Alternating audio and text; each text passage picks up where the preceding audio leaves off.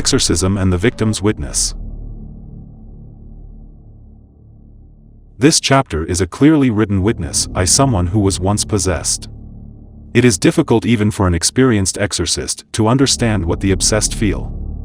What may appear as an infestation of average intensity hides such suffering that the patient himself can hardly describe it. One victim, G.M., made every effort to express the inexpressible, trusting primarily in the understanding of those who are afflicted by the same torment. It all started at 16. Before then, I was a happy youth. I was open, quite good-humored, even if some sort of oppression appeared to pursue me. My friends would tell me, "We do this and such, why not you?" Or, "We are going to that place, why not you?" I could not understand why, but I did not make an issue of it. I lived in a coastal town. The sea, the dawn, and the fields were of great help to avoid becoming melancholy. After my 16th birthday, I moved to Rome. I left the church, and I began to pursue all the pleasures that a large city offers to a newcomer. That is, I began to experience all those excesses that are completely unknown in a small town. Pretty soon I became familiar with the homeless, drug addicts, thieves, easy girls, and so on. I was in a hurry to take in all the noise that was distracting me from the peace that I had known before. The new dimension in which I began to immerse myself was artificial, bloated, nauseating. My father was oppressive. He controlled my every move and was always disgusted with me. The result of his disgust and of the humiliations to which he subjected me pushed me out into the streets. I left home and became intimately acquainted with hunger, cold, sleep, and meanness. I cultivated easy women and hard friends. Soon I found myself asking unanswerable questions such as, why do I live? Why am I in the middle of the street? Why am I like this while others have the strength to work and smile? At that time I lived with a girl who believed that evil was stronger than good. She talked of witches and sorcerers. Her writings were mind-boggling. I thought that she was very intelligent because her writings on the world and on life were beyond the human realm. I read all of her manuscripts, and then I forced her to burn them all in front of me. Because they spoke only of evil, I was afraid to keep them around the house. She hated me for it, and I did not understand why. I tried to help her exit that black hole, but I failed. She would deride me and the goodness that I tried to promote. I went back to live with my parents, but I started dating a girl who was worse than the first one. For a few years I was despondent, unlucky, and persecuted by all who knew me. It seemed that I was surrounded by darkness, all smiles had left me, and tears were always ready to fall. I was desperate, and I asked myself again, why am I alive? Who am I? Why is man on earth? Naturally, my circle of friends was not interested in these questions, and in a moment of extreme desperation I cried with a thread of sound, "My God, I am finished. I am here in front of you. Help me." It looked as though I had been heard, because a few days later my girlfriend went into a church, received communion, and converted in record time. Not to be outdone, I did the same. I happened to walk into a church during the procession of Our Lady of Lourdes. I was asked to help to carry the statue, and, although I was embarrassed, I accepted, and then I was proud of this honor. I received communion, and I was surprised by the confessor, who was kind and understanding. I left the church telling myself, I made it, I came back to goodness. Even though I did not know what goodness was, I felt that I had found it. Some weeks later I heard about Medjugorje, where Our Lady had been appearing since 1981. My girlfriend and I left immediately, pushed by a wonder that I cannot describe. We came back fully to the church. We loved God more than ourselves. She became a nun, and I contemplated the priesthood. I was so happy to have a motive to live and to believe in eternal life that I could not contain my joy. Unfortunately, this was only the beginning. Someone was not happy with my new life. A few years later I went back to Medjugorje, and, when I came back to Rome, I heard the echo of the same blackness in which my soul had lived before I discovered God. In a matter of weeks this sensation became reality. I had attributed it to my father's oppression, to the hard life that I lived, and to a torment that I mistakenly believed was shared by all. I started to suffer as I had never done before. I was perspiring, I was feverish, and I had no strength left. I could not eat by myself and had to be spoon-fed. I felt that I was suffering with something other than my body. In fact, I felt that my body was a stranger. I was prey to the strongest despair, and I saw, I know not with whose eyes, a terrible darkness that was not part of the room in which I was or of the bed in which I had lain for months. This darkness was engulfing my future, my ability to live, and any hope of tomorrow. It was as though I were being killed by an unseen knife, and I felt that whoever was pressing this knife hated me and wanted something more than my death. It is very difficult to put my feelings into words, but I am explaining exactly what I felt. After several months, I became crazy. I could no longer reason, and those around me wanted to take me to an insane asylum. I could no longer understand what I was saying because I was living in another dimension, a place in which I was suffering. Reality appeared detached from me. It was as though I were present in time only with my body, but my soul was somewhere else, in a horrible place where no light can penetrate and where there is no hope. For many months I remained between life and death, and I was unable to think anymore. I lost friends, relatives, and my family's understanding. I was outside the world, they were unable to understand me, nor could I demand that they try, because I knew what I felt inside, and I knew I could never describe it. I almost entirely forgot the things of God, even if I kept turning to Him with tears and unending complaints. I felt that He was far away, a distance that I could measure not in miles, but in denials. That is, something inside me kept saying, no, to Him, to goodness, to life, to me. I thought about turning to a hospital for help because I thought that the fever that had not left me in months had some physical origin. If I could cure my body, I would feel better. I had to do something. No hospital in Rome would accept me just because I had a fever. I had to travel 200 miles before any hospital would take me. I was there 20 days, and I underwent every known test and examination. I was dismissed with a bill of health that could have been the envy of every athlete. I was as healthy as a horse, but an addendum noted that nobody could explain my fever and the condition of my face, which was bloated and corpse-like. If you like this video, please help me by hitting the like button, subscribe to the channel and turn on the notification bell, so you will not miss any new videos like this. I was as white as a sheet of paper. As soon as I left the hospital, where my symptoms had subsided somewhat, I fell prey to a very severe crisis. I vomited many times. I suffered all that is possible for a man to suffer, and I found myself in an unknown part of the city. I do not know how I arrived there. My legs moved on their own, my arms and my body were totally independent from my will. It was a horrible feeling. I would tell my body what to do, and it would not obey me. I do not wish this experience on anyone. As if all this were not sufficient, the darkness came back. This time it engulfed not only my soul but also my body. I saw everything as though it were the middle of the night, even during the middle of the day. My suffering had become unbelievable. I began to scream, to twist on the ground as though I were on fire, and I kept pleading with Mary, crying, "Mother, Mother, have mercy on me. Mother, I beg you. Mother mine, have mercy on me, because I am dying." My pain did not diminish, and my suffering was so extreme that I lost all sense of direction. Leaning on the walls, in the street, I reached a telephone booth.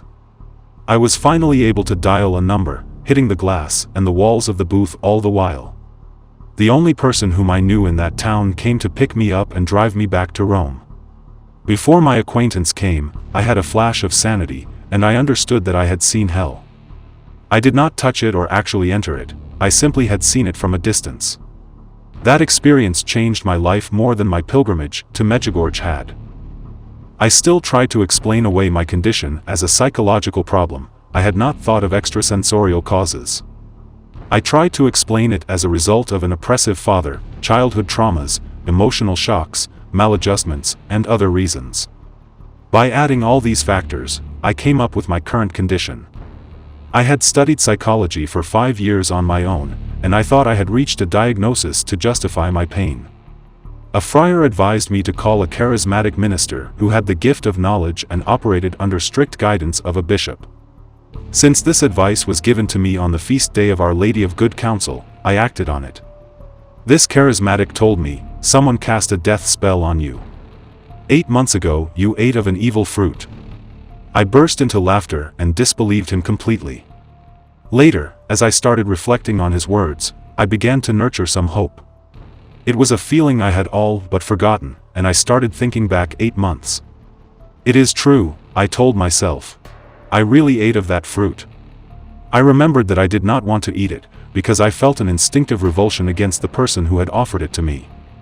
As everything fell into place, I followed the advice I had been given, which was, be exorcised. I began looking for an exorcist. During my quest, priests and bishops laughed at me and subjected me to humiliations. Here I discovered a facet of the church that had been distorted by her own pastors. Finally, I landed at Father Amorth's door. I remember the day very well. I did not yet know what a particular blessing was. I thought it was the sign of the cross that the priest traces after Massachusetts. I sat down, and Father Amorth put his stole around my shoulders and one hand on my head. He began to pray in Latin, but I did not understand a word he said. After a while I felt a cold, almost frozen, dew fall on my head and on the rest of my body. My fever left me for the first time in almost 1 year. I said nothing. Father continued, and, little by little, hope began to live in me. The light of day was returning, the song of the birds ceased to sound like the cawing of crows, and the noises around me were not obsessive anymore, they were simply noises. Until then I had lived with earplugs, because the smallest sound caused me to jump. Father Amorth told me to come back, and as soon as I left I felt an overwhelming desire to smile, to sing, to be joyful. How wonderful, I told myself, it is over. It is true, I felt all that I described, all my pain, had been caused by the rage of someone who hated me, and I was not crazy. It is true, I kept repeating to myself in the car, it is all true.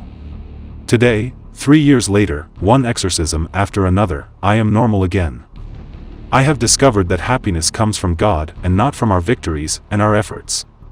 After a simple exorcism, evil, so-called misfortune, melancholy, anguish, jerkiness in the legs, tense nerves, insomnia, the fear of being schizophrenic or epileptic, I had fallen a few times, and many other signs of illness disappeared. 3 years have gone by, and I have proof that demonstrates, to myself only, of course, that demons exist, and that they are much more active than we think. They do everything not to be found out. They even convince us that we have this or the other illness, while all along it is they who are the authors of all evil. However, they tremble in front of a priest with an aspergillum in his hands. I decided to put my experience in writing to alert the readers. While I unfortunately experienced the wickedness of evil to the fullest, none of us can ignore this aspect of our lives. In retrospect, I am glad that God allowed me to undergo such a severe trial, because I am now beginning to reap the fruits of so much suffering. My soul has been purified, and I see what I could not see before. Above all, I am less skeptical and more aware of the reality that surrounds me. I thought that God had abandoned me, now I realize that it was at that very moment that He was molding me to be ready to meet Him. I also want to encourage those who have the same sickness, do not lose heart. I caution you not to believe the evidence of your eyes. Do not believe that God abandons you, even if all the evidence points to it, it is not true. When all is said and done, you will have proof that God was with you. All you have to do is persevere, even if it takes years. I also believe that the power of exorcisms comes from God and not from the will of the exorcist or the patient. It is my experience that the efficacy of the exorcism is more directly related to the willingness to convert of the patient than to the exorcism itself. Confession and communion are worth as much as a strong exorcism. After a good confession, the torments that I described above disappeared immediately. In communion, I felt a sweetness that I did not believe could exist. Years ago, before all my sufferings, I went to confession and received communion. Since I was not suffering, I did not realize that these practices were a form of immunization from evil. Now I know it, and I invite everyone, but above all the lukewarm, to believe that God is truly present at the door of the confessional and in that host we so often take so casually. I also want to invite the skeptics to believe, before someone helps you against your will. Finally, I turn to the poor obsessed individuals. Nobody is poorer than they are. They are hated by Satan, who uses their own friends and acquaintances to kill them or oppress them. I exhort you, do not lose your faith, do not reject hope. Do not allow your wills to be subjected to violent suggestions or the ghosts that the evil one presents to you. Satan's true goal is not to make you suffer or to harm you. He does not seek our pain but something more. He wants our defeated soul to say, enough. I am defeated, I am a piece of clay in the hands of evil. God cannot liberate me. God forgets his children if he allows such suffering. God does not love me, evil is greater than he is. This is the true victory of evil. We must rebuke it even if we no longer have faith, because our pain dulls it. We must want faith. The devil cannot touch our will. Our will does not belong to God or to the devil, it is ours alone because God gave it to us when he created us. We must always say no to those who want to destroy it.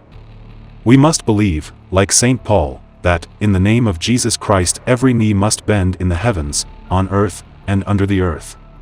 This is our salvation.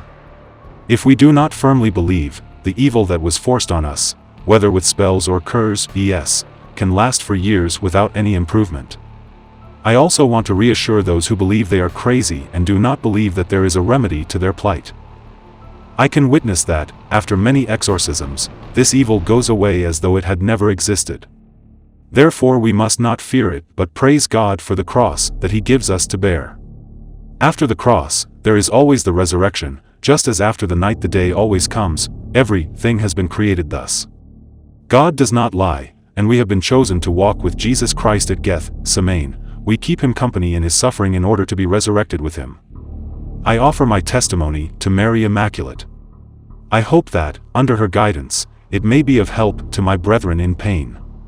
To all those who have been used as instruments of the devil to bring about the martyrdom that I suffered, I answer with love, pardon, smiles, and blessings. I pray that my pain will guide them to the light that I have freely received from our marvelous God.